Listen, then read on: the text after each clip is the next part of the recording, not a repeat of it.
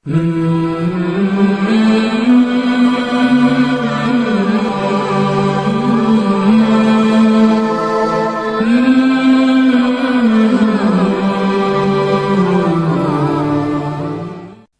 الرحمن الرحیم عن شداد بن اوس رضی اللہ تعالی عنہ قال قال رسول اللہ صلی اللہ علیہ وسلم الکیس من دان نفسه وعمل لما بعد الموت والعاجز من اتبع نفسه هواها وتمنى على اللہ صدق رسولہ النبی الکریم۔ دنیا کے اندر مختلف قسم کے لوگ رہتے ہیں، اس میں کچھ تھوڑے عقل مند ہوتے ہیں، کچھ زیادہ ہوتے ہیں، کچھ بالکل ہی بیوقوف ہوتے ہیں، اور ہر انسان نے عقل مندی کا، دانش مندی کا اس نے ایک اپنا معیار بنایا ہوا ہے کہ فلاں شخص میری نظر میں زیادہ عقل مند ہے جو یہ کام کریں، فلانا شخص میری نظر میں عقل مند ہوگا اگر وہ کام کرے۔ ہر بندے نے اور ہر قوم نے اپنے لیے الگ الگ معیار بنائے ہوئے ہیں عقل مندی کا اور دانش مندی کے، لیکن صحیح عقل مند اور صحیح دانش مند وہ کون ہے؟ صحیح عقل مند اور صحیح دانش مند وہی انسان ہوگا جس کو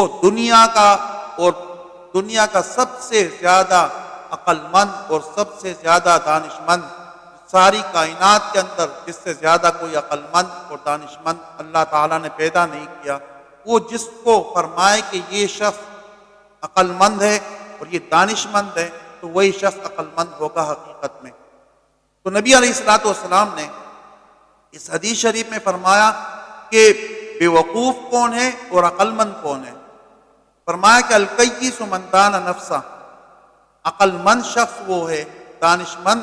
شخص وہ ہے۔ الکیس من دان نفسہ، کہ جو شخص اپنے نفس کو پہچان لے کہ اس نفس کو میں نے کیسے مغلوب کر کے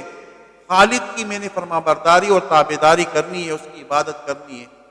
اور اس نفس کو مغلوب کر کے وہ کیا کرتا ہے؟ وَعَمِلَ لِمَا بَعْدَ الْمَوْتِ، موت کے بعد جو ایک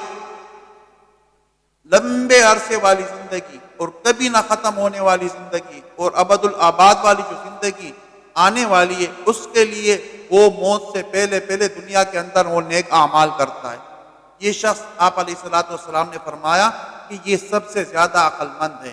جو اپنے نفس کو پہچان لے اور اس نفس کو مغلوب کر کے موت کے بعد کے لیے اچھے اعمال کرے، یہ شخص یہ عقل مند ہے۔ والعاجز من اتبع نفسه هواها، بے وقوف شخص کون ہے؟ آپ نے فرمایا کہ بے وقوف شخص وہ ہے کہ جو اپنے نفس کو مغلوب نہ کرے،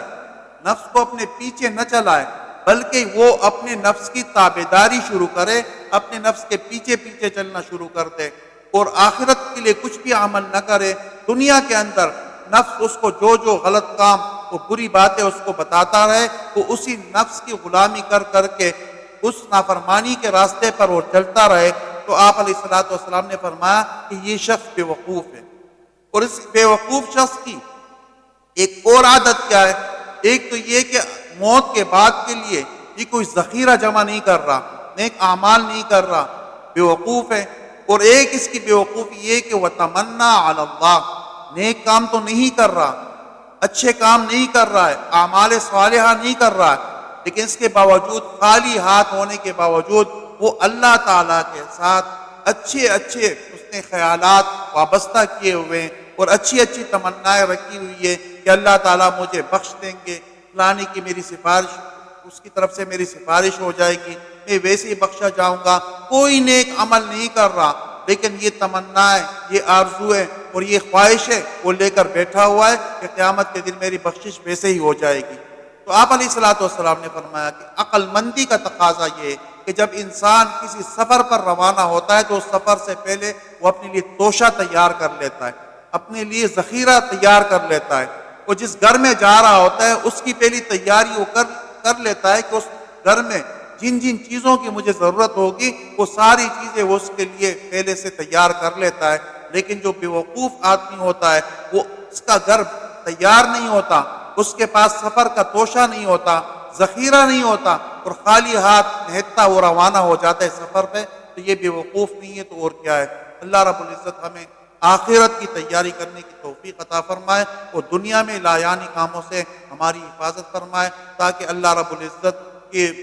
فہرست میں ہم بھی عقل مندوں میں شمار ہو۔ وآخر دعوانا الحمدللہ رب العالمین۔